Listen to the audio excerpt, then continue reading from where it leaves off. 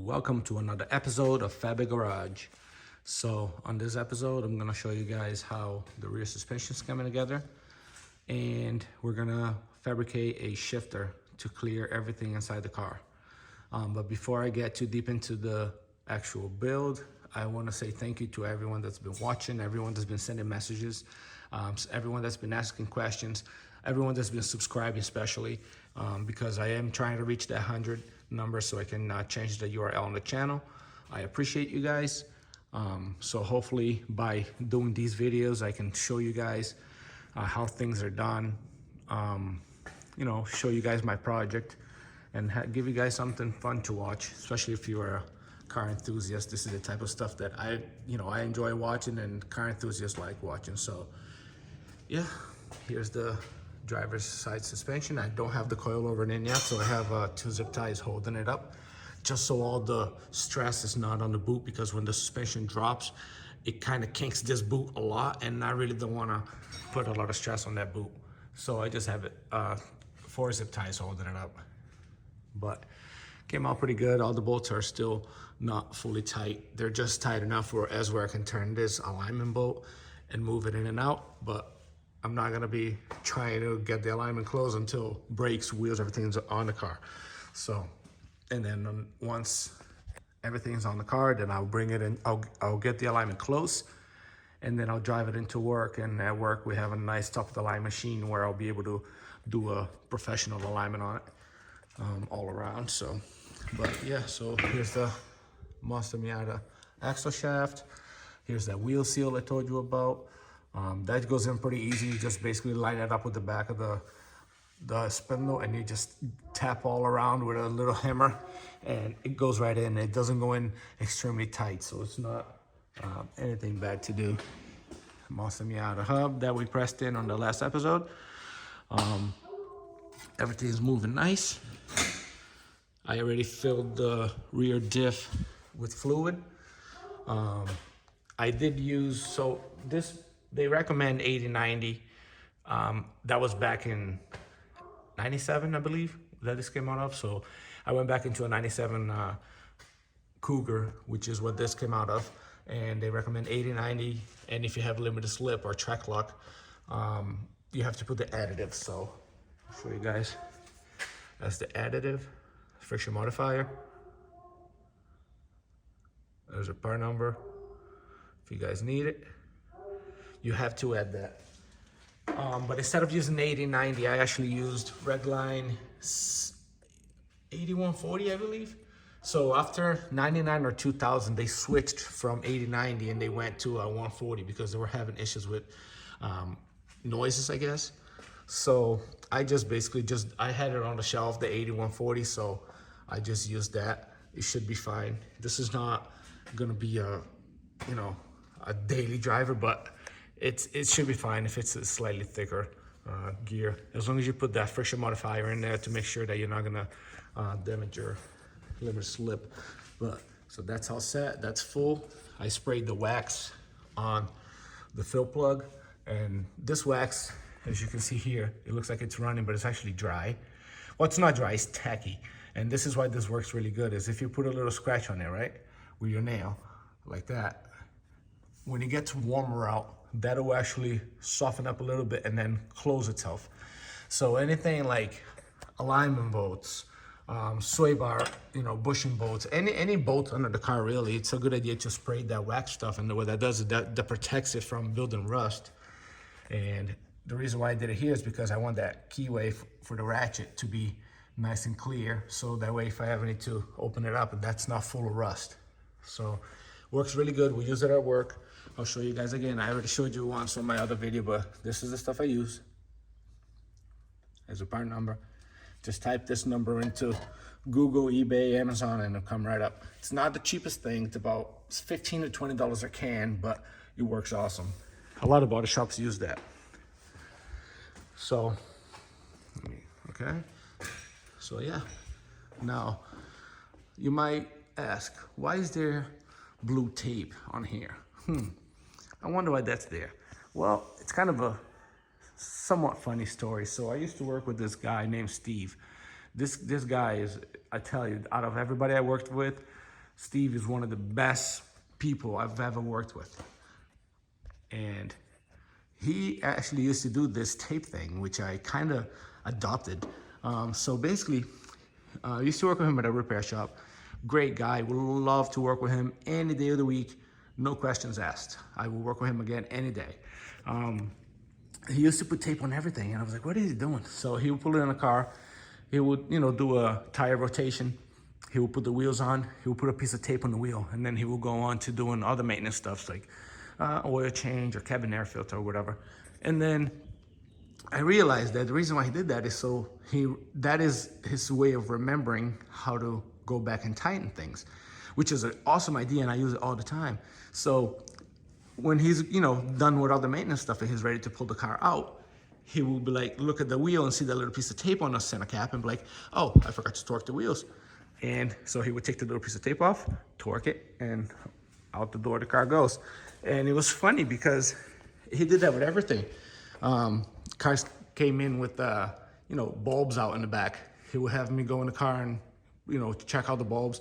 And then he would put a piece of tape on, the tail light on the plate, and then 20 minutes later, half an hour later, just in case you forgot, if it's multiple bulbs that are out, he would just go and say, oh, I put the tape here, this one's out. It's the greatest thing. So this here, once you put the axle through and you tighten it and you bottom out, it looks tight. So, you have to put your brakes back on, you have to put your wheel back on, lower the car without a center cap, and that's how you torque that.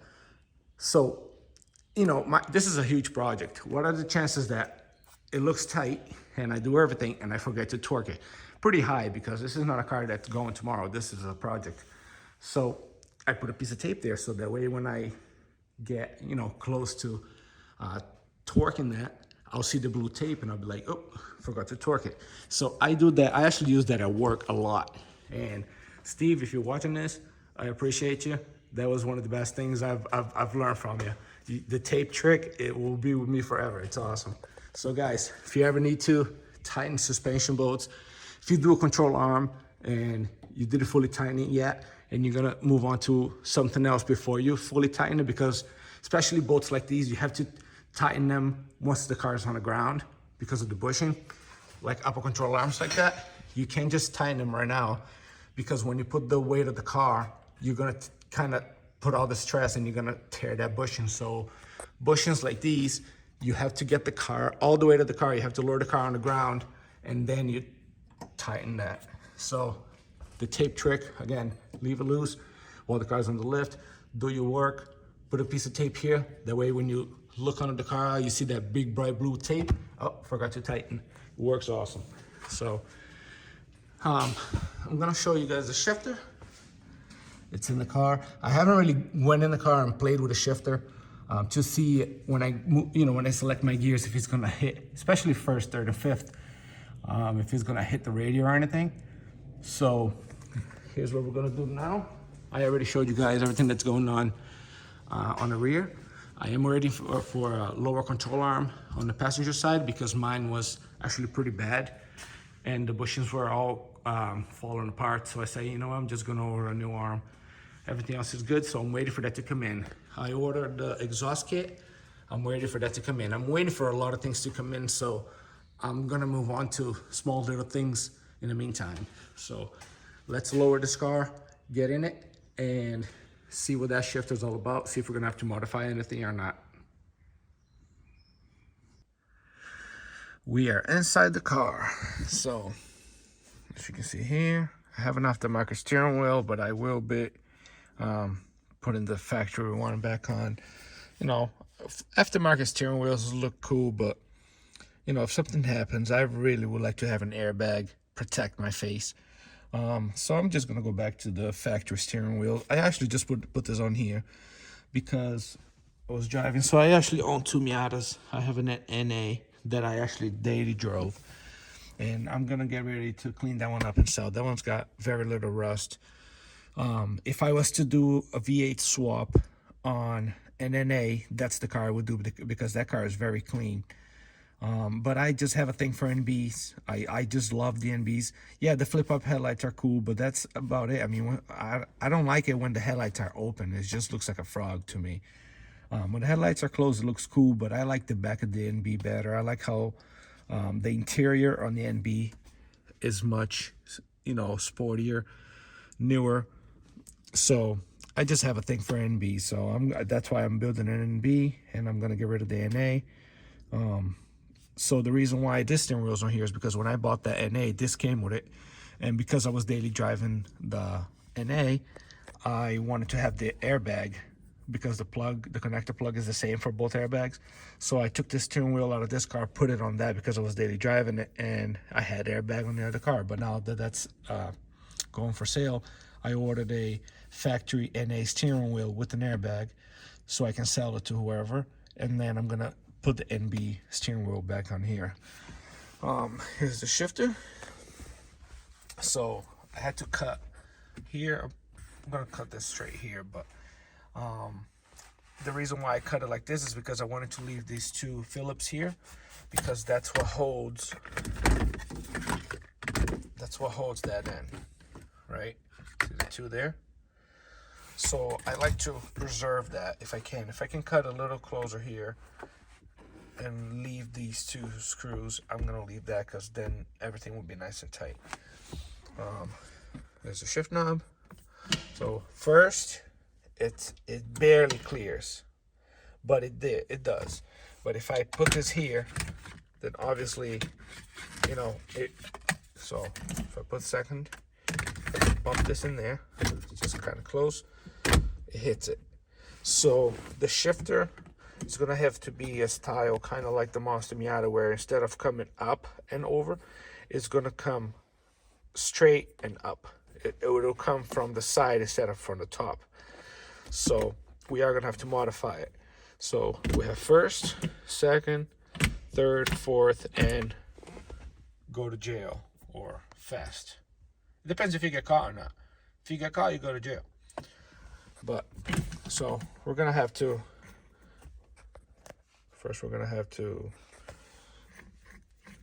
focus. I'm gonna remove my awesome shift knob. I love the smell inside the car. It smells like a car that's been sitting for 45 years in the woods, but that's all right. We'll clean it up. It had this smell when I first bought it too, and after I put it on the road, cleaned it all up, it was fine. But you let a car sit, you get that, not really a mold smell, but just a car that's been sitting smell. So I'm gonna remove these two here. They weren't fully tight.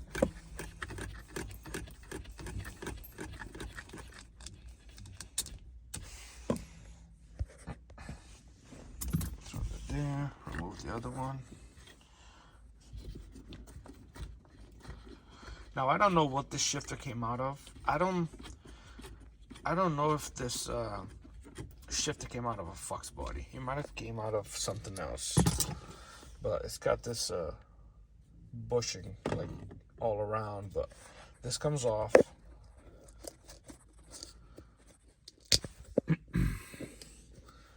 As you can see here.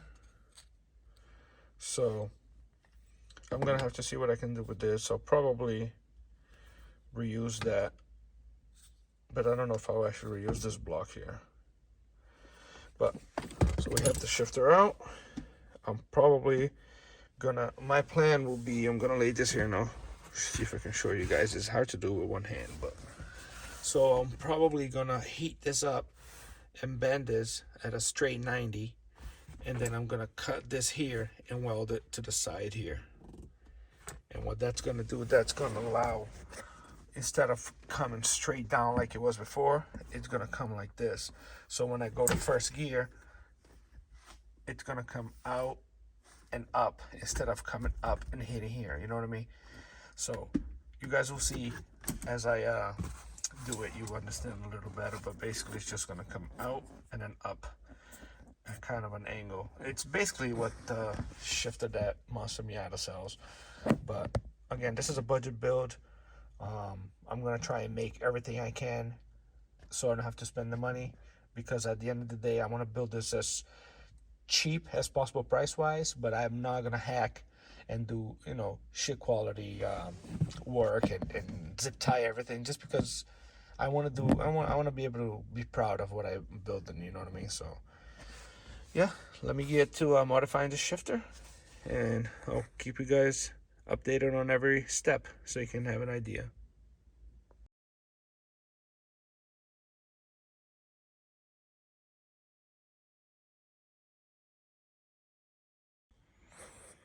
All right, showed you guys the time lapse. So basically I heated this up with the acetylene torch. You're probably gonna want an acetylene torch if you want to really heat something like this up cherry red. And I basically made it into a 90. So now I'm just gonna cut it right here, and I'm gonna fabricate a new piece that's gonna go into the shifter. All right, so I have some nice 5/16 inch thick plate, which is way thicker than the factory shifter. I basically know that that's the bolt pattern because that's what came out of there. So I know if I drill 2 holes that are exactly like this, it'll line right up. So I put this on here, I put a vice grip to hold it, and I use a Sharpie, colored Sharpie. So now I'm gonna take this off with one hand. I'm gonna put this on the drill press, and then I'm gonna drill these 2 holes, and then I'm gonna cut it right here. And this right here is what the, this is still kind of hot, but okay. So I cut that off, and then that's gonna be welded to there. So let's get to drilling this thing.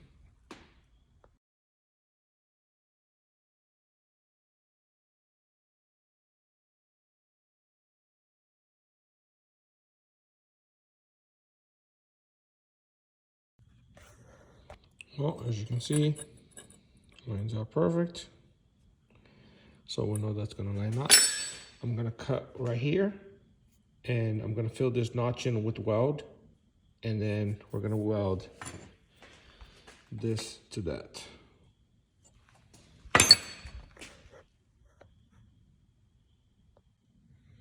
All right, this is a rough tack weld. I only have tack welded on one side. We're gonna go in the car, we're gonna bolt this up, and we're gonna see if it's at a good angle. If it is, we're gonna come back, I'm gonna weld all around, and I'm actually gonna weld little gussets to reinforce it. But this is 5/16 thick. This is pretty thick stuff, so. Okay, I'm pretty happy with it. As you guys can see, I tilted it a tiny bit towards the driver's side, which is nice and comfortable for me to sit here. And when I go first, nothing touches there. Second, third, fourth, everything clears. So obviously that's still loose because these bolts are just hand tight, but everything will clear perfect. So I guess I can go ahead and fully weld that shifter, weld some gussets, and then throw a coat of paint, and that should be plenty for us to get started and get this thing driving. And later on, if I want to change the feel of it, I'll do that. But this is it right here, angled, nice and comfortable,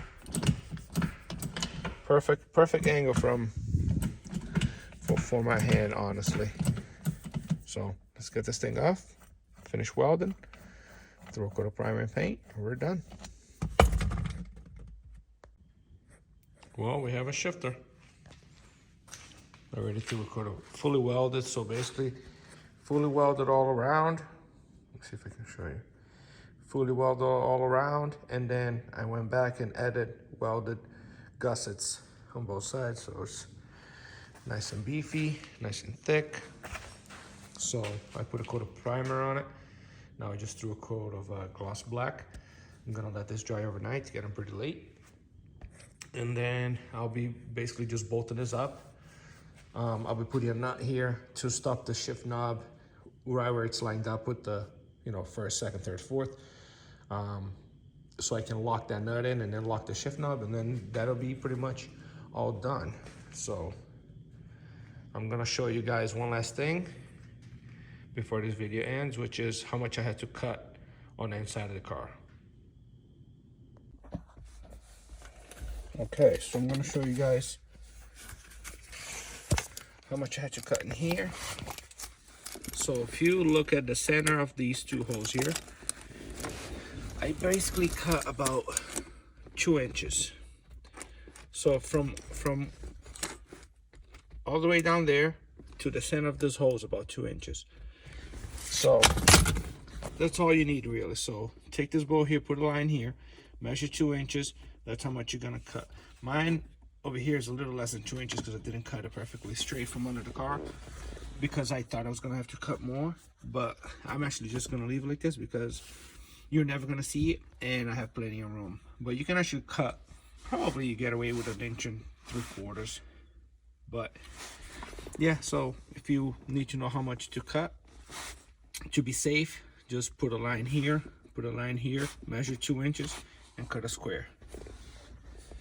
And the shifter should be right about there. Now this will go in a little more. It's because the screws are back there. So this is bottom down on a screw, but it will go in a little more. I can take this off if I have to and put like a switch panel in here that takes less room, but I like to keep the interior looking kind of OEM, as you would say. I might put a single DIN radio here, and then down here I might put switches, possibly like a push start, maybe like fuel pump, ignition. But I would rather keep everything on the key, so when I turn the key on, I turn the ignition on, turn fuel pump on, and I will have a fuel pump switch here in case I need to shut it off. If I have to do any kind of diagnosis with the key on, I don't have the pump going, I can just come here and turn off the pump, something like that. But when we get there, we get there.